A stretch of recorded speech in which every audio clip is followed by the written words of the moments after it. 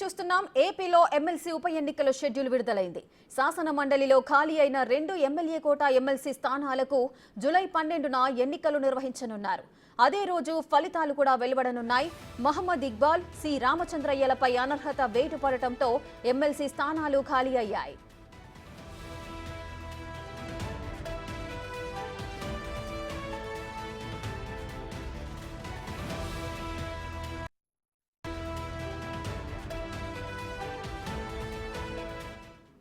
ఏపీలో ఎమ్మెల్సీ ఉప ఎన్నికల షెడ్యూల్ విడుదలైంది. శాసన మండలిలో ఖాళీ అయిన 2 ఎమ్మెల్యే కోటా ఎమ్మెల్సీ స్థానాలకు జూలై 12న ఎన్నికలు నిర్వహించనున్నారు.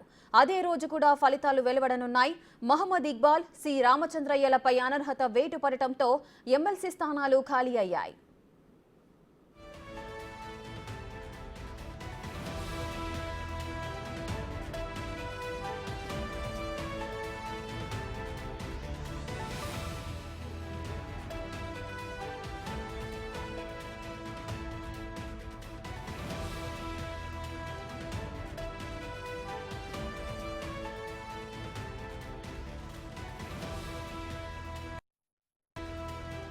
మరింత సమాచారం మా ప్రతినిధి శివ అందిస్తారు.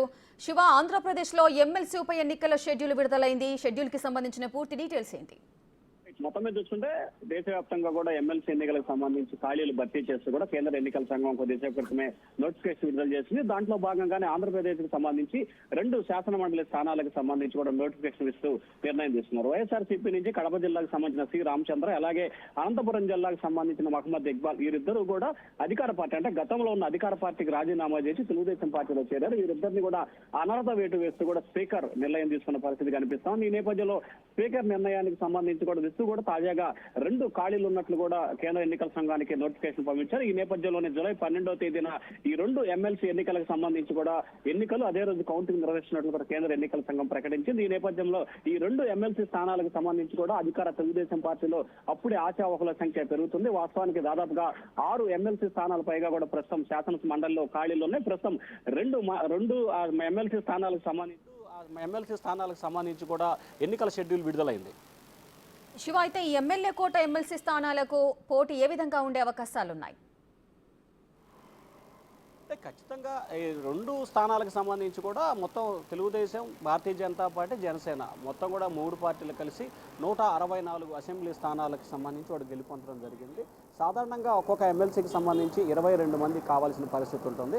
ప్రస్తుతం చూసుకుంటే అధికార పార్టీకి 164 మంది ఉన్నారు, ప్రతిపక్షానికి కేవలం 11 మంది ఉన్నారు. ఇప్పుడు కాదు, కనుచూపు భవిష్యత్తులో అంటే ఈ 5 సంవత్సరాల కాలంలో కూడా ఎప్పుడూ కూడా గవర్నర్ కోటాలో కానీ, ఎమ్మెల్సీ ఎన్నికల విషయంలో కానీ, లేకపోతే ఎమ్మెల్యే కోటాలో కానీ మిగిలిన అంశాలకు సంబంధించి ఎక్కడా కూడా ప్రతిపక్షానికి ఒక్క స్థానం కూడా వచ్చే అవకాశం కనిపించలేదు. కానీ భవిష్యత్తులో అంటే 2028-27 సమయంలో కూడా గ్రాడ్యుయేట్కి సంబంధించి ఎన్నికలు నిర్వహిస్తే అంటే పట్టభద్రులు, అలాగే గ్రాడ్యుయేట్, అలాగే స్థానిక సంస్థలు ఎన్నికలు నిర్వహిస్తే మాత్రం అప్పట్లో మాత్రమే అంటే ఒకవేళ ప్రజలు ఎన్నుకుంటే అంటే గ్రామ స్థాయి నుంచి ఓట్లు పడతాయి కాబట్టి అప్పుడు కనుక ప్రజలు ఎన్నుకుంటే ప్రతిపక్ష వైసీపీకి స్థానాలు వచ్చే అవకాశం కనిపిస్తోంది. కానీ అధికారికంగా ఎమ్మెల్యే కోటా కానీ, గవర్నర్ కోటా కానీ, లేదా ప్రభుత్వ కోటాలో కూడా ఏ ఒక్క స్థానానికి సంబంధించి కూడా ప్రతిపక్షానికి ఒక్క స్థానం కూడా ఇచ్చే అవకాశం కనిపించలేదు. అధికార పార్టీకి సంబంధించి మాత్రమే 2 స్థానాలు కైవసం చేసుకునే అవకాశం కనిపిస్తోంది. ఈ 2 స్థానాలకు సంబంధించి ఇప్పటికే భారీ ఎత్తున కూడా అంచనాలు ఉన్నాయి. మరి ఎవరికి దక్కబోతున్న ఈ స్థానం అనే ఉత్కంఠ అయితే ప్రస్తుతం కొనసాగుతా ఉంది.